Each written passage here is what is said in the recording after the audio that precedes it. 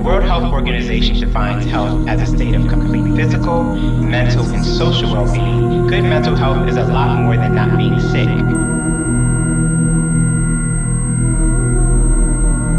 Look out for Charlie. This is not normal. Before we get into this video, let me reiterate about things that I've said in the past. People keep bringing this up pertaining to questions. What I was saying in that is it's very easy to answer a simple question that somebody may ask. Some questions cannot be answered on a video in the comment section. It's almost impossible. I've done this in the past, and I did this for many years where I would write 500 word or longer essay basically to explain what I was talking about so that it could not be misunderstood. And it becomes very hard to do that every time somebody asks. So because of that, I began putting sections up on my main video page. Here's a whole playlist, educational videos for newcomers and interested humans, where you can just kind of get the gist of what is going on. Here's a playlist totally dedicated to the SWAT rat. And then there's a playlist dedicated to Blue Cube, which is, comic relief. There's artificial hauntings, and then patsies, dupes, targets, Manchurians, etc. So I'm trying to break everything up into sections on the main page. And then that way you can kind of hone in on what you're looking for and get an idea of what is going on. Now, there is a case that I have been watching and paying attention to since its inception, since it happened back in 2015.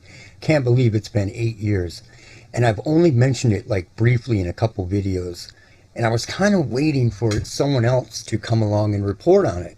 This happened in Canada. Now I'm going to butcher her name probably because I believe she is Indian, Eastern Indian. But when it happened, I immediately knew what it was before I read anything and could tell exactly what was going on. About a year ago or longer, I put out a video called An Explanation of Modern Manchurians or something to that effect. Right here, Anatomy of the Modern Manchurian. And people had a hard time digesting this. This is one of those cases. It is literally to the detail one of these cases. I've watched it totally progress since then, and her even writing letters talking about what is going on. Now, this is the woman. Her name is Rohinie Bisesar, I believe is how she pronounces it. She was 40 years old at the time in 2015. She randomly walked into a mall in Canada and just stabbed a woman. Now, when they caught her, she basically said, "I felt the need to be extreme."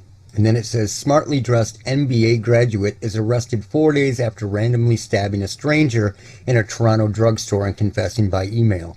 Now, it's not that simple, because when you get into the details, all the red flags pop up.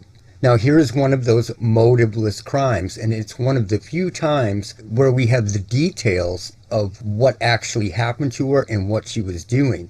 Now, this is just before they started really hiding this kind of crap. Let me show you what she had wrote people. Now, it states here that 10 minutes before Bisesar was arrested, someone using her personal email address sent the message to the National Post.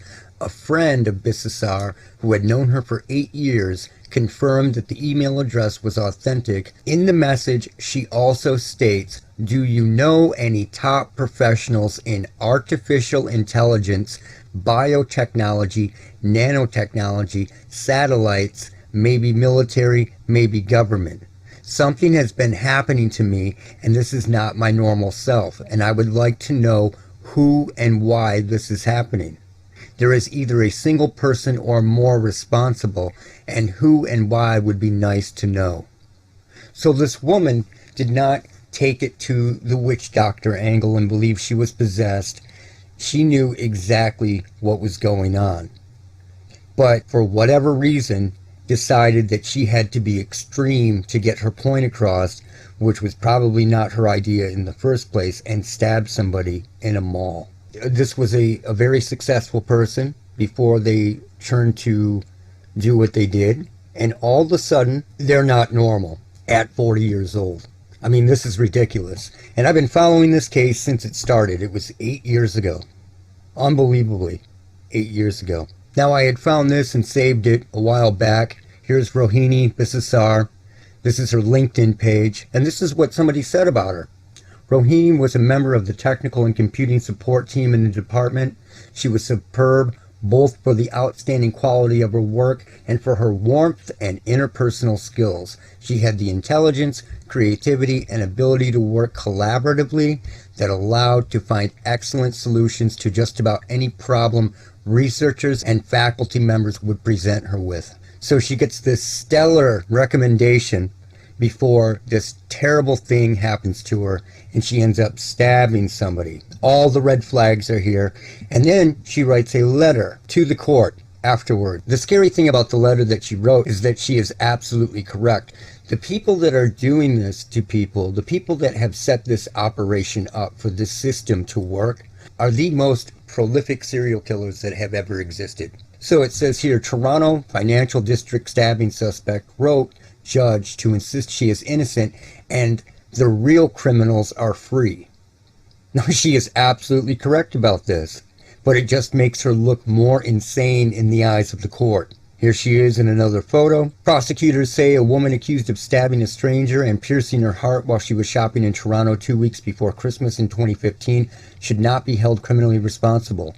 They have filed an application with Ontario Superior Court to begin the process of trying to have Rohinie Bisesar committed to a psychiatric facility. There are reasonable grounds of doubt that Bisesar is criminally responsible for the murder on account of mental disorder, and it's an application to have her mental health assessed. Now, there are many, many news articles where she goes on and on about what is actually happening to her. It says here that Bisesar has repeatedly claimed that she is an innocent victim caught up in a vast conspiracy, that this is weaponized speech here, to cover up mind control experiments. She said a microchip implanted in her directed her the day Jonar was stabbed in a Shoppers Drug Mart in the Underground Path network near her office on December 11, 2015. Well, it wasn't a microchip. That is the weaponized speech that gets these people in trouble. They start talking about microchips and bullshit like that, and it's not the case. It's unnecessary, and it's 80s technology, you know. But what she is talking about is totally true, and it's sad. And I have been watching this thing evolve for years and years. It says, I am the person who has gone through the interaction control I mentioned, so I am the best to provide input on what is needed to solve the case, which really is to find the true criminals, she wrote to the judge on February 2nd. She's absolutely correct, but she is not going to be able to point to the right sources because she is in the middle of this still. And she can't think straight. When a lot of people are in the middle of this, in the thick of it all, if you will, they are incapable of looking at this correctly, incapable of looking at this in a way that can actually be proven. But when you have case after case of this, it is not a mental health epidemic. It is an illusion of mental health epidemic. You know, and she is one of the few people that was smart enough to figure it out before it happened. Why she did something so drastic to prove her point is lost on me. I understand that she was being driven to do it. I understand that this is the whole point of all this technology. One of them is to create these motiveless crimes and to create an illusion of a mental health epidemic. But it is sad that she actually went through it. The letters reveal that she has been in contact with like-minded individuals from the organizations of Victims of Psychotronic Mind Control Weapons, a small group that believes governments are experimenting with mind control on their citizens. Now, there's another mistake. I would not get involved with these groups. Not for a minute, not for 2 minutes, not for any minutes. She says, the current charge is a distraction. I am innocent. I have no medical disorder as spun in the media. She's absolutely correct. But no one is going to see it like this until you can prove it. The problem is that she's opened up her mouth and said things that she cannot prove, like I have a microchip in me. That is one of the dumbest things you can say. Even if you can see something under your skin, you have no idea whether it's a microchip. And when you have things that interact with the human body, like let's say Shunella, fungals, nano, or just like the fact that scientists want to use people as antennas to power 6G. Why? Because your body is pretty great at being an antenna, is basically what it's telling you. When you have nano and all this garbage in your body, you do not need a microchip anymore. It's a dirty board. And what I mean by that, a dirty board, when you have all these components that come together within the body, it is basically operating as a microchip. And you don't need a classic microchip. So it's weaponized speech when someone like Rohinie begins to spout that stuff, but then can never prove what she is talking about, because I can promise you she will never be able to prove that. So when these people get into this type of unproven speech, it is weaponized against them and they end up making mistakes. But up until then, she was right on with just about everything that she talked about. Sadly, she was too vocal because of her being in the middle of it, in the thick of it all. She was not capable of looking at this from the right point of view. I mean, obviously, because she stabbed somebody. And I find it very, very suspect that as soon as she gets involved with one of these organizations, then she starts talking about microchips, where before she was talking about nano and biotechnology and all these relevant technologies. She gets involved with this group and then she starts talking about microchips. Now, think about that for a little bit. Just think about that. But had she done this, and had she done this properly, she could have gone from being, you know, an MBA or her job in the financial industry to being one of the, you know, the top people to speak out about this. Instead, she was manipulated into doing something really stupid that discredited her right away from the start. You know, and this is where these motiveless crimes come from. All these motiveless crimes are caused by this. When you actually get the details, it always boils down to the same thing. And again, before she was even caught, she was sending out emails that said, do you know any top professionals in artificial intelligence, biotechnology, nanotechnology, satellites, maybe military, maybe government? I could have, at that time, could have explained enough of it to her so that she would understand exactly what this was and exactly how to handle it.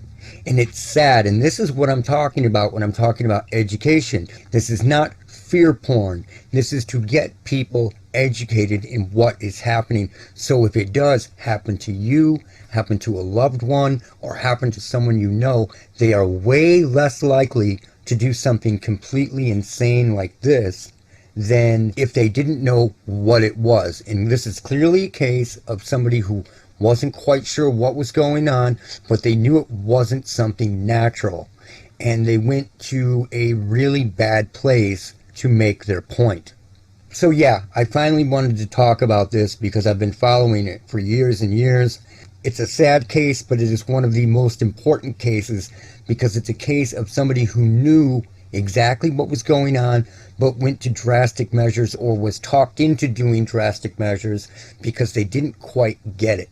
And I find it very, very suspect that she was on the right track talking about biotechnology, talking about nanotechnology, talking about all these different things in the very beginning, and then she gets involved with one of these groups and she's talking about microchips. That is very, very suspect to me. And that's it for now. Look out for Charlie. I don't like the world now. I mean, before I always knew I was a son of a bitch. But now I'm the only son of a bitch I know. Hey, make way for a real human being. Get out of the way, yeah.